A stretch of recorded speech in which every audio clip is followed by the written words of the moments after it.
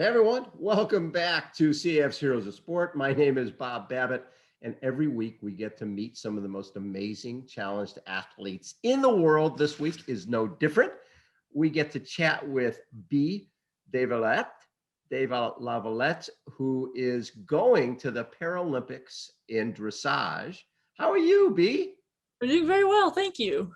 A pleasure. And so I'm fascinated by, you grew up, you have two older brothers, you grew up in France, and your mom loved horses, and starting, I think you were like 7 years old, playing horseball, basically basketball on horses and ponies. Talk a little bit about that.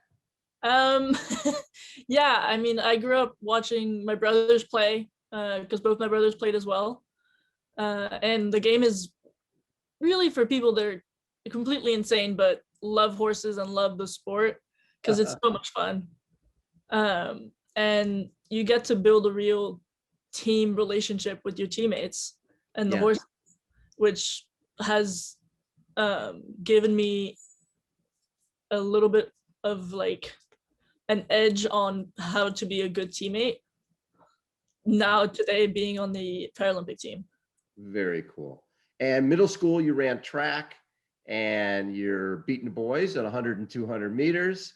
And you get a gold medal in the high jump at the European Championships. And then when did you find soccer? It sounds like you played soccer through high school. Yeah, I played soccer from, what was it, 7th grade up to, I went to the British system, so actually up to 12th grade. Mm-hmm. And so then the older brothers moved to the States to go to college, and you're in Belgium, and this is you're 17 years old, and you're flying over to the States for spring break and March of 2016. Talk a little bit of what happened that day. For me, it was just a regular travel day. Like you said, I was going to the States for spring break. My parents had just bought a house in Florida, so we were gonna wait for the container to arrive. And while I was at the baggage drop off in Brussels, I was unknowingly standing right next to the first bomber of the 3 attacks that day. Oh, unbelievable. And what do you remember, if anything, from that? I remember waking up in the airport on the ground. And I remember looking down at my legs, and I saw my right leg was broken at a right angle. And I couldn't see my left leg, but it was still there. And I knew I was hurt, but I didn't realize just how severe the injuries were. And I had been triaged as red. So in situations like this, the first responders have to do a triage from red to black, and green to black. And green is most likely to survive, black has already deceased. And red is most likely not to survive, so not priority. So I was not a priority to the first responders until I found the strength to literally throw my right hand up in the air. And the first responder, who was putting out flames, saw me. And I guess a part of me or something right next to me was on fire, because the next thing he did was spray me. And then I remember him saying, "There's one over here." And then I remember them coming to pick me up and putting me very gently on the board, and then bringing me outside. And I remember that very specifically because I remember seeing the darkness of the room and then the light of the sky. And that's when I knew I was going to be okay. And it took an hour for them to get there? I mean, you had to be sitting there a long time in chaos, and not being able to move, just hoping someone would show up. Yeah, I mean, I was knocked out for quite a bit. And it was, I guess, 45 minutes, but I'm not really sure, until they were able to allow the first responders to go in, because there was a third bomb that had not been detonated. Right. So the bomb squad had to go in, detonate it, make it safe for the first responders to come and rescue us first. And then when they get you to the hospital, you're put into an induced coma. Yeah. For a solid month. Yeah. So when you come out of the coma, at that point, what is going on around you, and what did you remember at that point what had happened, or did your memory come back later? My memory came back later. I mean, I remember waking up from the coma very, very vividly. I remember thinking, what is this weird thing in my mouth? Yeah. And I remember with my hands down, tied down, pulling the breathing tube out on my own, which you're not supposed to do. And I remember the nurse coming in and said, and then like screaming to the other nurses, okay, she's already done it, she's awake. Wow. And so you end up having both legs amputated below the knee. Did they talk to you about that, or did that happen while you were in the coma? It happened while I was in the coma, but when it was time to amputate my left leg, the second leg, Yeah. My mom had the surgeons to bring me out of the coma to tell me. And they told me, and I was crying and just didn't want it to happen, but we didn't have a choice. Right. And then after that, they put me back in the coma for like a week or so. Yeah. So you had burns over 35% of your body, Yeah. spinal cord injury. So are you like paralyzed from the waist down? What is your spinal cord injury? So we're not exactly sure where my spinal cord injury is, due to the fact that I still have shrapnel in my body. Right. So I can't go into an MRI. And it's a metal don't go well together. Exactly. So obviously being you're 4 months in an ICU, and it was like, hey, there's a pup. So 5 months after the accident, they brought your horse DeeDee to see you at the rehab hospital. Yeah. How important was that? That was probably the most important moment of my recovery, because it gave me something to continue to live for. Right. Did you have a sense that you might be able to ride again? It didn't even cross my mind that I wasn't going to be able to ride again, because I knew that no matter what, I would still ride.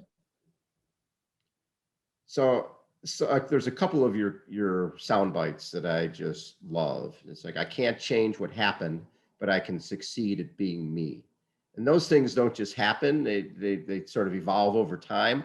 How long did it take you to go from what the hell, why'd this happen to me, this is ridiculous, this isn't fair, to, all right, this is the hands I'm dealt, I'm going to deal with it? Probably that click of like, okay, there's nothing I can do about what happened, but I can live my life, was when I was still in the ICU with my parents, and we talked about how life would be from that moment on, and what it would be like to have prosthetics and all the different prosthetics, blades, heels, just with regular legs, riding legs. And I'm a shoe addict, so I was a shoe and leg addict. Oh, you were a shoe addict. Yeah. It just got worse with the fact that now I don't get my shoes dirty, so my closet is getting bigger and bigger. Because you don't wear them out. Exactly. But you still love shoes. Oh yeah. Yeah, that didn't change. Nope, that never changed. The other soundbite, I'm alive and I feel I will do something grand with my life. When did you find out about parasports? Because I'm assuming you didn't have much of an introduction to parasports before that, and realize, well, wait a second, they have dressage in the Paralympics. Yeah, I sort of started, so when I was still in rehab, the Paralympics were on. So because it was the Rio in Rio. Yes, 2016. Yep. So I was watching the Paralympics and realized that, if those people can do it, maybe so can I. And we had talked a little bit that the fact that it is possible to ride with an injury and being a para. So I knew that para dressage existed a little bit, but I didn't really know much about it. And how are the legs that you use? Are they like everyday legs, or do you need special prosthetics for dressage? They're actually pretty regular legs. They're just complete carbon fiber so that they're really light. And how is it different from riding before and riding now? The inability to use my legs is a pretty big difference. Yeah. I do miss being able to like tell my horse to go sideways with just my leg, instead of doing it with the whip and my hands and all my weight. And I mean, it's actually made me a better rider now than I was before. But I mean, there's definitely stuff that I miss from pre-accident.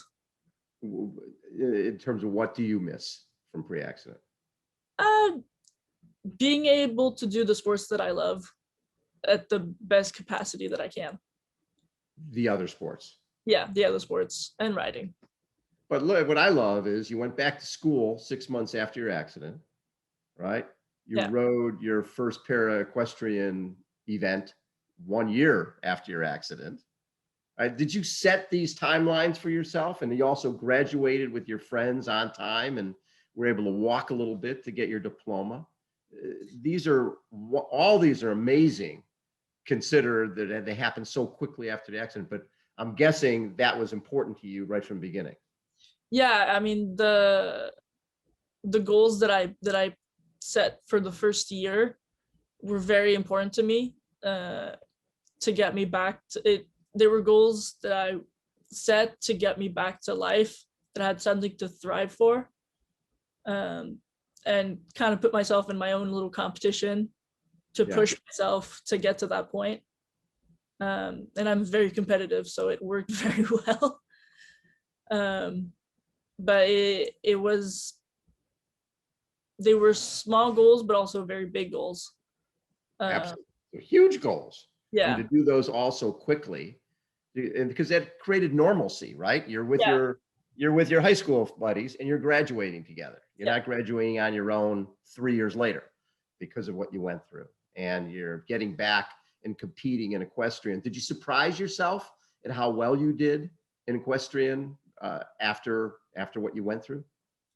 A little bit, yeah. I mean, we decided to do the competition like 6 weeks before doing it, so I had to like get to work pretty quickly to get back in shape and get to where I needed to be for the competition. And I basically put myself in a position to push myself even more. Right.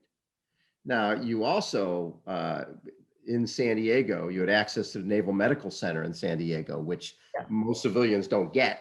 But it's what you dealt with was basically a war injury with shrapnel and all the rest of that. How important was being at the Naval Medical Center in terms of your recovery? In terms of my recovery, it was the best thing that could have ever happened to me. They had the knowledge and experience with these types of injuries, because a couple of years back, they were seeing kids basically the same age as I was, coming back from Iraq and Afghanistan with very similar injuries from IEDs. Yes. Yeah. So the other main goal you had was to represent your country at the Paralympic Games in Tokyo, which you will be doing. Yeah. Where was there a Paralympic trials? Was it a selection? How did you end up on the team? It was a selection through the competitions that we had during the year. Yes. And I got a new horse right before the season started. So the horse that I'm actually taking with me to Tokyo, I've only had for 8 months. So you guys are rookies together. I like We're it. very much rookies, but we pushed each other as much as we could. And I pushed him and he pushed me to be the best. And now we're on our way to Tokyo. That is so fun. Your parent now, obviously people can't go, right? It's you're going on your own with your horse. Just that having that experience. This is an experience you would not have had, right? If this horrific thing didn't happen to you, you wouldn't have been an Olympic dressage person, No, I don't think. never. But now you're going to the epitome, you're going to the highest level of sport as a para athlete. I mean, if there's a silver lining in all of this tragedy, this is it. Yeah. Don't you think? No, I mean, there's definitely been, it's a huge silver lining that has turned my life completely upside down, but in such a good way that I would never take it back. You'd never take it back. No. So you could flash back to 2016 and everything went fine with the flight over and you didn't lose your legs. You would rather be where you're at now. In some sense, yeah. Okay. So what I love is you're not just thinking Paralympics, you've got World Championships in Denmark in 2022. And since you speak a little French, why not go to Paris and represent the US in Paris in 2024? That's the plan. And you're a woman with some big lofty goals, which is what life is all about. Yeah. How has this changed you? All of everything you've gone through, how has it changed the way because you're so young, but you're approaching life with, I'm guessing when you were younger, you might not have had all these defined goals that you have now. No, for sure. I mean, it's the way that the accident defined me was by basically putting me in such a horrific situation and having to push myself to be the best that I can be. And putting those high goals for me is the most important because I keep thriving and pushing towards those goals. So how did you get connected with Challenge Athletes Foundation? Actually, Sarah Reinertsen. One of you, yes. Yes, she came to do a talk in Brussels, and one of my good friend's mom was the organizer of the talk. So she put us in contact, and we met in Brussels and we talked for about 2-3 hours together. Yes. And she told me all the things that I can do, all things that I may have challenges with, but also told me about Challenge Athletes Foundation. And for me, I mean, I knew that I was going to go to California no matter what. Yes. And she told me that it was based in San Diego. So for me, Challenge Athletes Foundation was always the next step up to get to. Love it. And so now you're living here in San Diego. I moved from San Diego to Florida now. Oh, you're back in Florida. Yeah. And so are you taking a little time off from school so you get back after the Paralympics? Yeah. But the goal is that you want to get your business degree, right? With an emphasis on sports equipment for disabled athletes. Yeah. That is so cool. That's called giving back to the next generation. Sarah helped you and you want to help the next person. Yeah, I mean, ever since I've started wearing prosthetics, I've like nitpicked everything on the prosthetic, saying this can be changed, how like this can be adapted, and how like we could use 3D printing to make legs and whatever. And my brain is always working when it comes to improving the life of a disabled person. I love it. Well, you're doing great stuff. What would it mean to you to come away with a medal from Tokyo? I mean, for me, it'd mean everything. It'd be the cherry on top of the cake. And then after having the cherry on top of the cake, making a new cake and waiting and working to put another cherry on it and on and on. You are the best. Again, I can't change what happened, but I can succeed at being me. And you certainly are doing that. Beatrice, call me B, de Lavalette has joined us. Beatrice, thank you so much for taking time. Best of luck in Tokyo. Have the best time ever. Enjoy every second of the experience. Thank you very much. All right, Beatrice de Lavalette has been our guest on CAF's Heroes of Sport. Join us next time. Until then, see ya.